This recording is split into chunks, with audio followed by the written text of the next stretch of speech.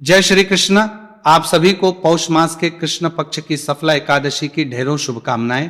प्रिय दर्शकों, आज के इस वीडियो में हम बात करेंगे कि सफला एकादशी का व्रत आपने किस दिन करना चाहिए, किस दिन सूर्य के मुख से एकादशी रहेगी और किस दिन द्वादशी युक्ता एकादशी रहेगी।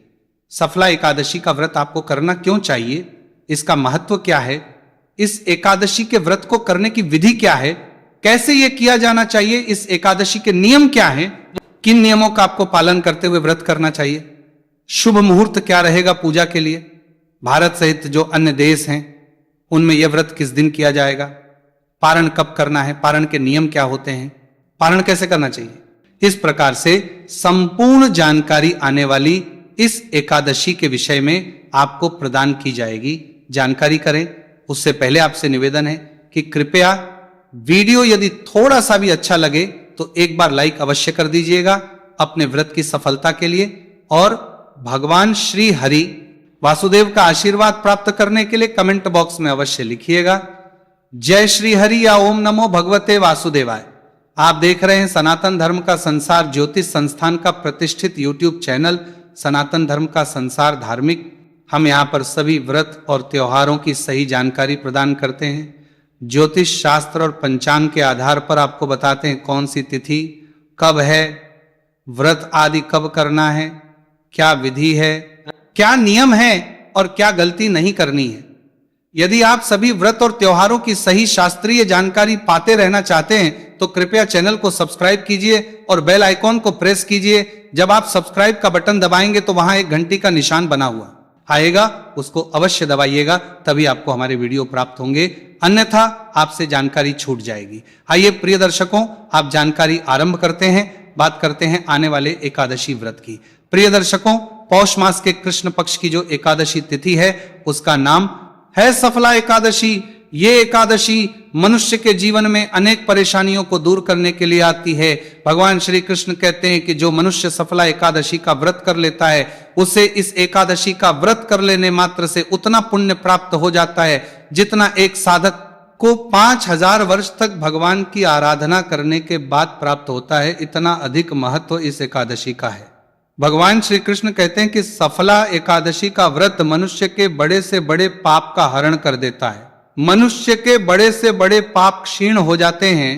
इससे संबंधित एक वृतांत है जो भगवान श्री कृष्ण के द्वारा सुनाया गया, जिसमें एक राजकुमार लुम्पक जिसका नाम है, वह बड़ा ही अत्याचारी है, बड़ा व्यभिचारी है और वह पराई स्त्रियों के साथ संबंध रखता है, वैश्यावृत्ति पर पैसा खर्च करता है और राजा का धन खर्च करता है। जब राजा को यह सब ज्ञात होता है कि उसका बड़ा पुत्र इस प्रकार का है तो वो अपने पुत्र को राज्य से बाहर देश निकाला दे देता है, राज्य से बाहर निकाल देता है। अब वो राजपुत्र जंगल में रहने लगा, जानवरों को मार के खाने लगा और को उसी शहर में घुस के चोरी चकारी करने लगा। चोरियां करते करते वह इतना अधिक पापी हो गया कि अब वो हत्याएं भी करने लगा। इस प्रकार काफी समय व्यतीत हो गया। शीत छतु का समय आया। पौष मास के कृष्ण पक्ष के दशमी तिथि का दिन था। वह राजपुत्र उस घने जंगल में बरगद के एक वृक्ष के नीचे सो रहा था। वह स्थान लोगों के अनुसार देवताओं के भ्रमण करने का स्थान था, इसीलिए अधिक लोग वहां आते नहीं थे। घना जंगल था, रात्रि को बहुत थी और उस राजपुत्र के शरीर पर वस्त्र नहीं थे, तो कपड़े ना होने के कारण ठंड अधिक होने के कोलित था। कारण वह उस कड़ाके की ठंड में कांपने लगा और उसका पूरा शरीर अकड़ गया। ठंड का प्रकोप इतना अधिक था कि सूर्य उदय होने से पहले पहले ही वह बेहोश हो गया। और उसके बाद जब सूर्य देव उदित हुए, सूर्य उदय होने के बाद थोड़ी गर्मी बढ़ी तो सूर्य की गर्मी के प्रभाव से उसे होश आया, उसकी मूर्छा टूटी। उस दिन का दिन था। अब वह शिकार खेलने के लिए, यह कहे कि भोजन की तलाश में निकल पड़ा। कमजोर हो चुका था, अतः कोई शिकार उसके हाथ लगा नहीं, वृक्ष के ऊपर चढ़ नहीं सकता था, चढ़ने की शक्ति नहीं थी, तो वह वृक्षों के नीचे पड़े हुए फलों को एकत्र करने लगा। इसी प्रकार यह सब करते करते शाम हो गई, सूर्य ढल गया और इस प्रकार से वो वापस आया। उसी बरगद के वृक्ष के नीचे वो सभी फल रख दिए और गुस्सा भगवान से बोला कि लो, ये आप ही का है और आप ही को अर्पण कर रहा हूं, आप ही खा लो इनको। और इस प्रकार उसने वह रात्रि भी उस शीत में जागते हुए व्यतीत कर दिया। इस प्रकार से उसने दशमी के नियमों का अनजाने में पालन किया। एकादशी का व्रत भी उससे अनजाने में हुआ और एकादशी का जागरण भी रात्रि को उसने अनजाने में किया। पर भगवान श्री हरि ने उसे इतना फल दिया कि अगले दिन सुबह होते ही वहां पर एक रथ पर बहुत सारी राजकुमार के लिए उपयोगी सामग्री थी, वस्त्र आदि थे, और आकाशवाणी हुई कि हे राजकुमार, एकादशी का सफला एकादशी का व्रत हो जाने के कारण और उसके जागरण के फल के कारण तुम्हारे सारे पाप नष्ट हो गए हैं। भगवान श्री हरि तुम पर अति प्रसन्न है। अब तुम अपने राज्य में जाओ और राजा से अपना राज्य लेके वहां पर राज्य सुख प्राप्त करो। ये वो राजकुमार अत्यंत प्रसन्न हुआ, रथ पे बैठा, वस्त्र आदि पहन के राजभवन पहुंचा। वहां पिता ने उसका स्वागत किया और उसको राज्य गद्दी पर बिठा के पिता स्वयं वन को चले गए। इस प्रकार वह अनेकों वर्षों तक धर्म पूर्वक या राज्य करता रहा, क्योंकि अब उसकी बुद्धि सत्कर्मों में लग गई थी, और अंत में वह भगवान के वैकुंठ को प्राप्त हुआ। तो इस एकादशी का व्रत करने से उस राजपुत्र के बड़े बड़े पापों का नाश हो गया और उसे पुनः राज सिंहासन प्राप्त हो गया। इसीलिए ये एकादशी भगवान कृष्ण कहते हैं कि बड़ी महत्वपूर्ण है, सबको रखनी चाहिए। अब बात करते हैं कि इस एकादशी का व्रत करना कैसे चाहिए, इसके नियम क्या है, पूजन कैसे करना है। तो प्रिय दर्शकों, इस एकादशी नियम है वो दशमी तिथि से शुरू हो जाते हैं, अर्थात व्रत के एक दिन पहले से शुरू हो जाते हैं। व्रत के एक दिन पहले ही शास्त्र कहते हैं कि आपको केवल एक ही वक्त का आहार लेना चाहिए, दोपहर को ही अन्न खाना चाहिए, रात्रि को अन्न नहीं खाना चाहिए। दशमी तिथि को मसूर की दाल का त्याग कहा गया है, मसूर की दाल नहीं खानी चाहिए। व्रत के एक दिन पूर्व ही दशमी तिथि को ही चने का शाक नहीं खाना चाहिए। मूली बैंगन के लिए प्रतिबंधित कहा गया है। इस दिन आपको शहद का प्रयोग भी नहीं करना चाहिए। शहद का प्रयोग एकादशी के अनुष्ठान में तीनों दिन नहीं होगा। ध्यान दीजिएगा, एकादशी का जो व्रत है ना, वो केवल एक व्रत नहीं है, ये एक त्रिदिवसीय अनुष्ठान है, 3 दिन का अनुष्ठान है। तो आपको शहद का प्रयोग भी इसमें नहीं करना है। ना दशमी तिथि को, ना एकादशी को, ना द्वादशी को आपको कांसे के पात्र का प्रयोग भी त्याग देना है, अर्थात कांसे का प्रयोग भी इन 3 दिनों में आपको नहीं करना है। कुछ लोग भोग लगाने के लिए भगवान को कांसे के पात्र का प्रयोग करते हैं, जो कि अब नहीं होगा। एकादशी अनुष्ठान में मांस मदिरे का सेवन करने वाले जो लोग हैं, जो व्रत भी करते हैं, तो उनको मांस मदिरा का सेवन एक दिन पहले ही त्याग देना चाहिए। लहसुन प्याज पदार्थों का प्रयोग भी एक दिन पहले ही वर्जित है, त्याग देना चाहिए। एक अनिवार्य नियम जो सबके लिए है वो है ब्रह्मचर्य। ब्रह्मचर्य जो है वो सभी माताएं बहनें धारण कर लेंगी। एक दिन पूर्व ही दशमी तिथि को ही आपने बाल देना, धोना है। सर धोना है, वो दशमी तिथि को ही धुलेगा, क्योंकि एकादशी को बाल नहीं धोए जाते, सर नहीं धोया जाता, और द्वादशी को भी नहीं धोया जाता है। इसीलिए आप बाल आदि दशमी तिथि को धो लीजिएगा। यहां एक बड़ी जानकारी देते हैं कि कुछ लोग कहेंगे, पंडित जी एकादशी और द्वादशी से पहले दशमी तिथि को मान लो कोई ऐसा वार पड़ रहा हो जिस पर प्रतिबंधित हो सर धोना, तो क्या करें? तो भी आप उस दिन सर धो सकते हैं, क्योंकि अगले दिन आपको एकादशी के नियमों का पालन करना है, वो अधिक अनिवार्य है। वार से त्योहार बड़ा होता है। और शास्त्र ये भी कहते हैं कि पूजा पाठ की अगर कोई ऐसी आवश्यकता हो, इमरजेंसी हो, तो भी आप बाल धो सकते हैं। इसके लिए एक नियम कहा गया है, शास्त्रों में नियम कहता है कि आप अपने केच जल में थोड़ा सा कच्चा दूध डाल लीजिए, चाहे 2 चम्मच ही कच्चा दूध डालिए, और उस जल से आप स्नान कर लीजिए। तो इससे उस दिन किसी भी वार पर, अगर कोई ऐसा वार है जो प्रतिबंधित है बाल धोने के लिए, तो उसका दोष आपको नहीं लगेगा। तो इस नियम का पालन करते हुए आप सर धो लीजिएगा, क्योंकि इस बार ऐसा ही होने वाला है कि एकादशी को मना है, द्वादशी को मना है, और दशमी तिथि जिस दिन पड़ रही है उस दिन वो वार है जो प्रतिबंधित है। तो आपको बाल इस विधि से धो लेने चाहिए। ध्यान दीजिएगा, साबुन शैम्पू आदि का प्रयोग वर्जित कहा गया है, केवल जल से आपको अपने बाल धोने हैं। तो इस प्रकार से दशमी तिथि को आपने ब्रह्मचर्य भी धारण कर लेना है। ब्रह्मचर्य का जो नियम है तब तक पालन करना है जब तक पारण नहीं हो जाता। तो दशमी तिथि को इन नियमों का पालन कीजिए। अगले दिन एकादशी वाले दिन सूर्योदय से पहले उठ जाइए, उठने के बाद स्नान आदि करके स्वच्छ वस्त्र धारण करके और एकादशी व्रत पूजन का संकल्प कीजिए। अब बात करते हैं कि पूजन के लिए क्या सामग्री चाहिएगी और कैसे करना है पूजन। तो एकादशी करने के लिए आपके पास भगवान श्री हरि की कोई तस्वीर या प्रतिमा होनी चाहिए। इसके अतिरिक्त उनको स्थापित करने के लिए चौकी, उस पर बिछाने के लिए सफेद या लाल वस्त्र, रोली, मौली, पान, सुपारी, लौंग, इलायची, धूप, दीप, नैवेद्य, पुष्प, पुष्प की माला, इत्र, जनेऊ और गंगाजल पंचामृत बनाने के लिए थोड़ा सा कच्चा दूध, थोड़ा सा दही, थोड़ा सा घी, थोड़ा सा शक्कर, ये पंचामृत के लिए सामग्री चाहिए। ये सारी सामग्री एकत्र कीजिए। 1 लोटा लीजिए तांबे का, उसमें पहले गंगा जल भरिए, फिर शुद्ध जल भरिए और सारी सामग्री एकत्र करके आसन लगा के बैठ जाइए उस स्थान पर जहां बैठ के आपको पूजा करनी है, या जो पूजा के लिए उपयुक्त क्षेत्र आपके घर में है। सारी सामग्री को रखिए। लोटे में जो जल भरा है, फूल के माध्यम से उस जल के छींटे दीजिए सभी सामग्री पर, और उस स्थान पर जहां आपने भगवान की स्थापना करनी है, हम मंत्र पढ़ते वो स्थान और सामग्री दोनों शुद्ध हो जाएंगे। इस प्रकार से वो स्थान और सामग्री अब शुद्ध हो गई है। तो चौकी बिछाइए, चौकी के ऊपर लाल या पीला वस्त्र जो भी आपके पास है वह बिछाइए।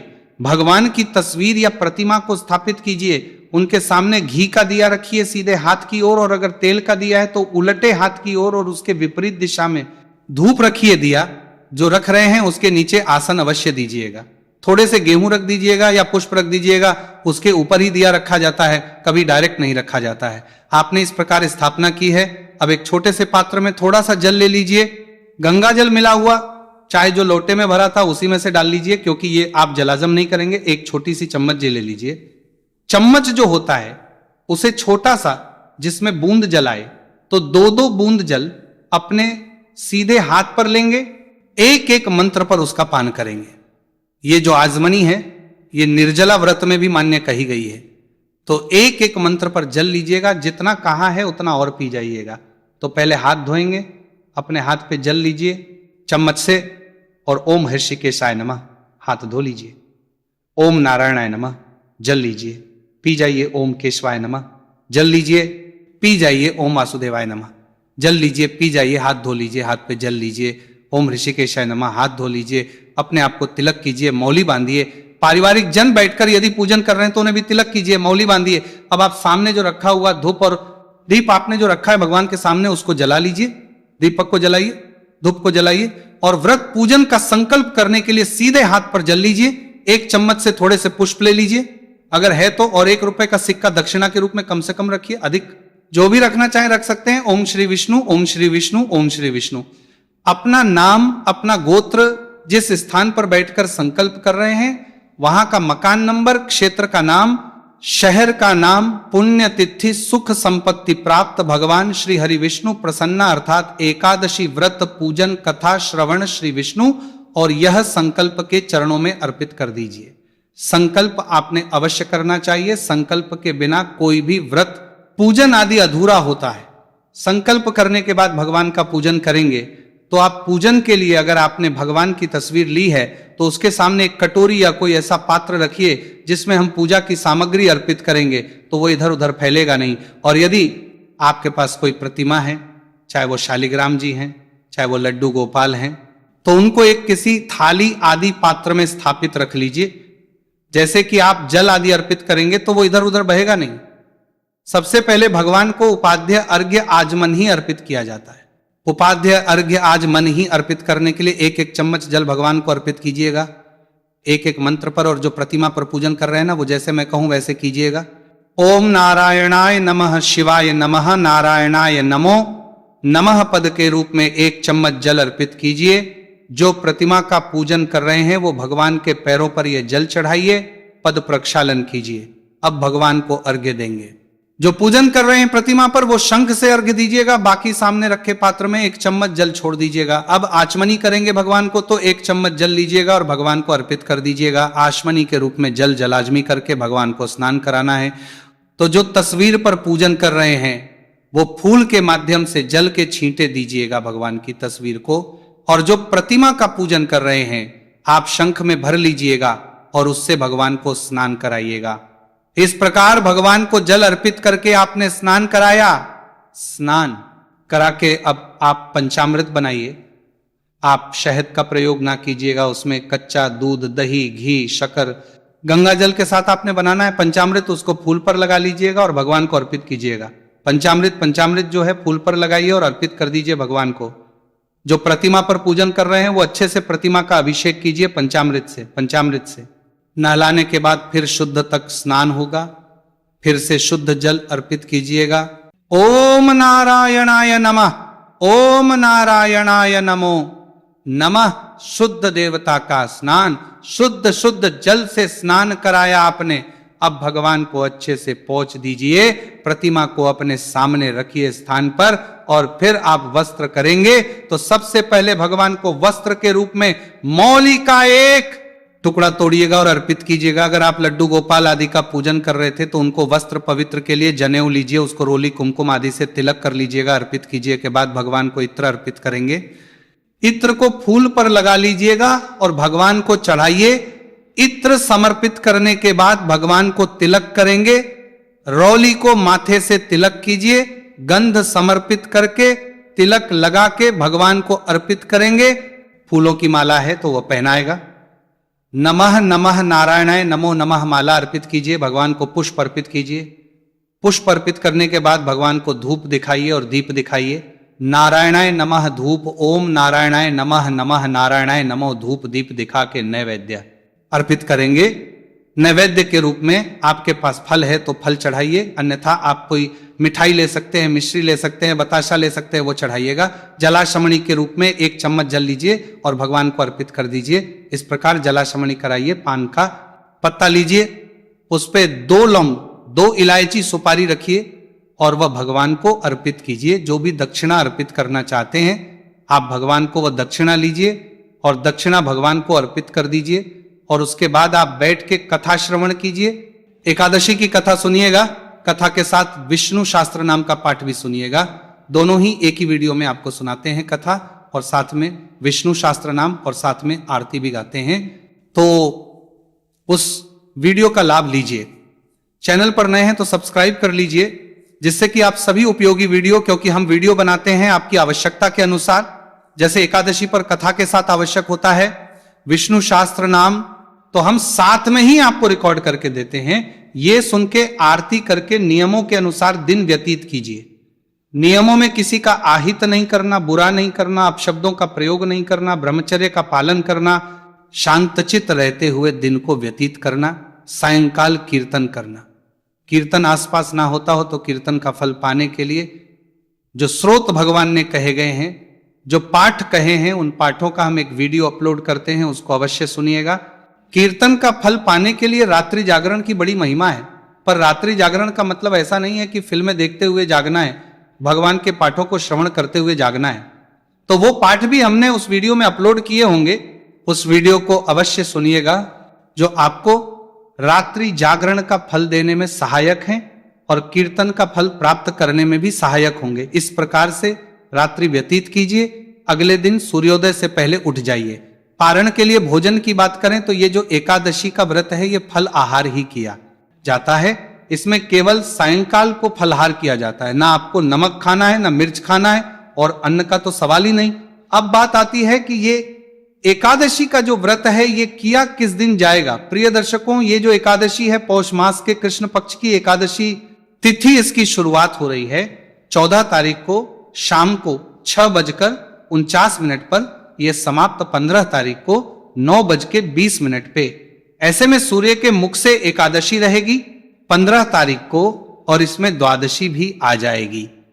इसीलिए उत्तम व्रत रहेगा 15 तारीख को, 15 दिसंबर को आप एकादशी का व्रत करेंगे और 16 दिसंबर को करेंगे इस एकादशी का पारण। पारण का नियम कहता है कि पारण व्रत के अगले दिन सूर्योदय के बाद और हरिवासन का समय निकल जाने के बाद किया जाना चाहिए। इसमें एक चीज और कि हम उत्तम चौघड़िया भी देखते हैं, इसीलिए इस एकादशी का व्रत पारण यदि आप सुबह सुबह ना करें सूर्योदय के साथ ही तो उत्तम रहेगा। पारण विधि क्या है, किन नियमों का ध्यान रखना है, इसका वीडियो मैं अपलोड करूंगा, उसको अवश्य देखिएगा। क्योंकि शास्त्र कहते हैं कि यदि पारण न किया जाए तो केवल व्रत का 30% पुण्य प्राप्त होता है, और पारण यदि गलत विधि से किया जाए या अनुचित समय पर किया जाए तो वह सभी पुण्य का नाश कर देता है। इसीलिए पारण का वीडियो हमारा सदा महत्वपूर्ण होता है, उसको आपने अवश्य देखना चाहिए। वो मैं एकादशी के दिन आपके लिए अपलोड करूंगा, उसका लाभ लीजिए। तो पारण करना है, पारण करने के बाद को दान दक्षिणा आदि देनी है, और अगर संभव है तो ब्राह्मण को भोजन कराना है, और उसके बाद ही व्रत का पालन करना है। भगवान नारायण सब पर कृपा करें। हरे कृष्ण।